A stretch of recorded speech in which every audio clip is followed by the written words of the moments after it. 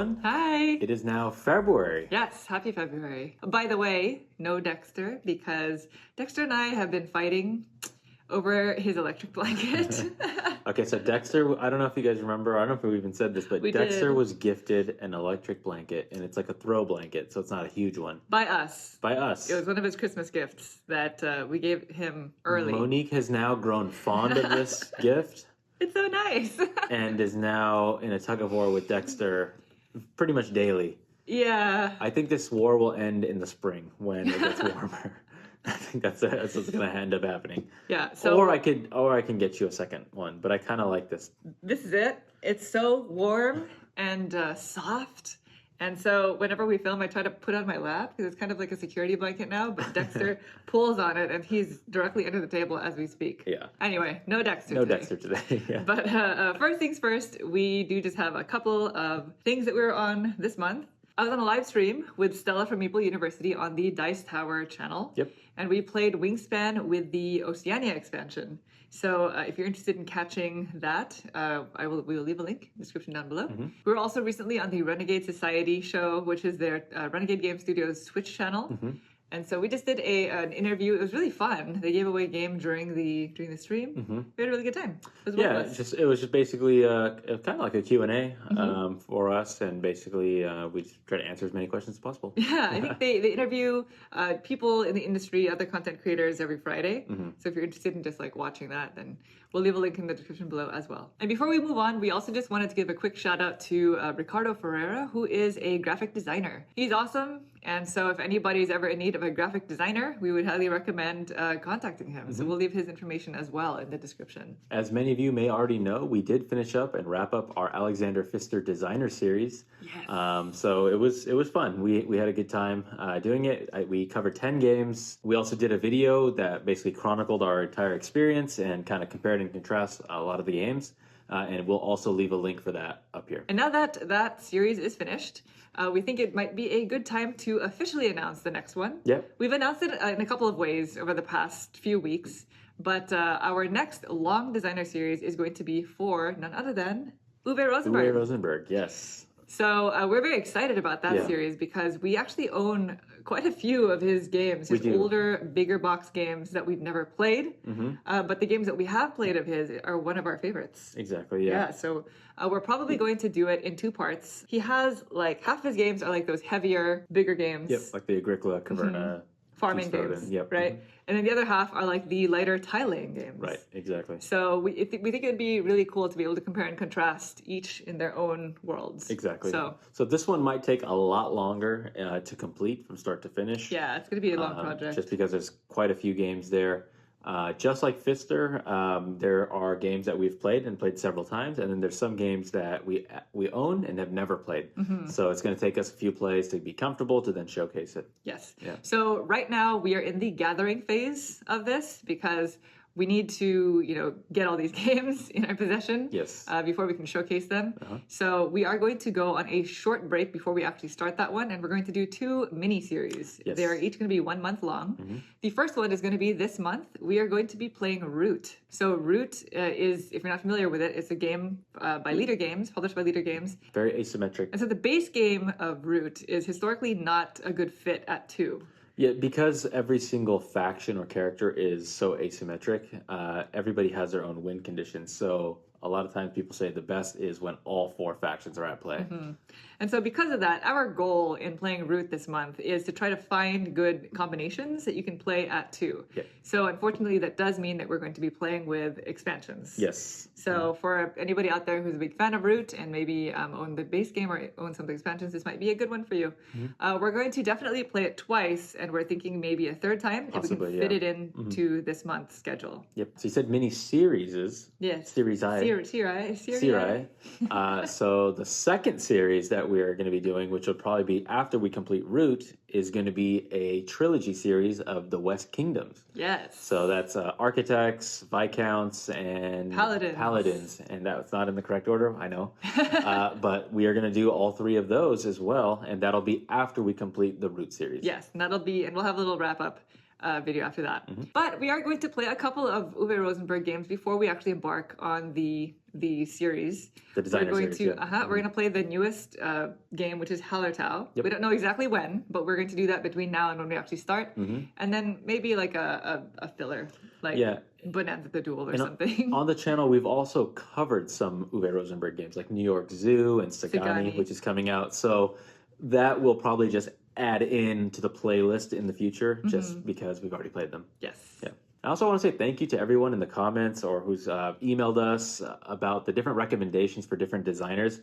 We definitely did take a look at every single one of those and considered all of them. Uwe Rosenberg was something that was consistently requested, and it's also something that Monique and I have talked about for months. So it seemed like a no-brainer that we should do an Uwe Rosenberg. He's a designer that we're passionate about, and also one that we have quite a bit of his games that we haven't played. So that's probably one of the best reasons.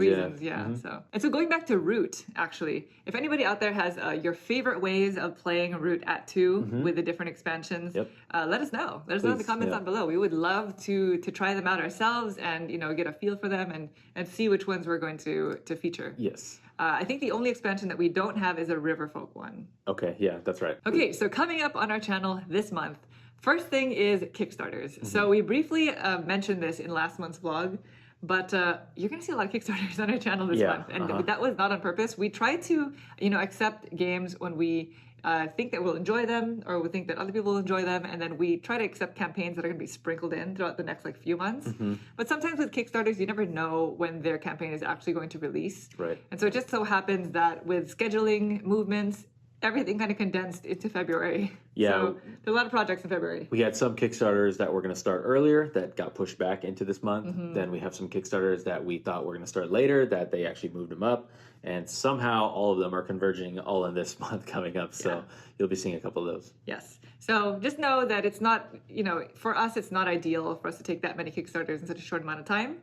But we hope that you'll enjoy them. Yeah, hope so. Yeah, because they sound interesting. For those of you who are also part of our Patreon, we are going to be starting the Shelf of Opportunity, kind of a monthly spotlight game.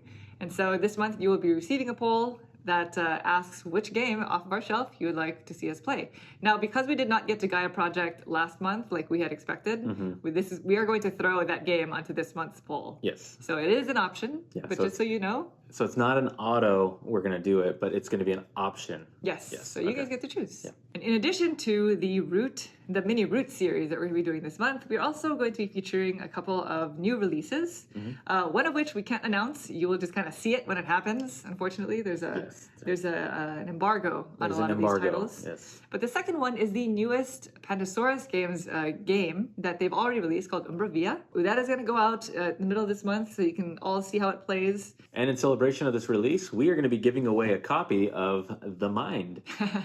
So if you haven't played this, it's an interesting little game. It's a card game where you are trying to basically put numbers in sequence, but the key is you cannot talk or communicate with your teammates. So you'll have a hand of cards of random numbers, and you have to play them in ascending order. It's a nice little icebreaker. Icebreaker game. It's a little filler game. So we've had good, funny moments and fun interactions with friends and stuff with that game. Yeah, so if you're interested in entering the giveaway, all you have to do is leave a comment down below that talks about your favorite gaming experience of the month and end it with The Mind. I know it might not make sense, but at least that way we can kind of see who's actually interested in the game. Yep. And now before we get to our favorite gaming experience of the month, which is how we typically like to end these vlogs, we do want to give a quick update on our New Year's resolution because we said we would do this for the vlog. We're off to a slow start. We have started our Codenames Duet campaign. Yes. I was joking about it when I said it, but it's fun. We're doing it. And as a reminder, this year what we're trying to do is we are trying to go through all of our legacy games especially and play through all the campaign games that we have at home because we got to do them.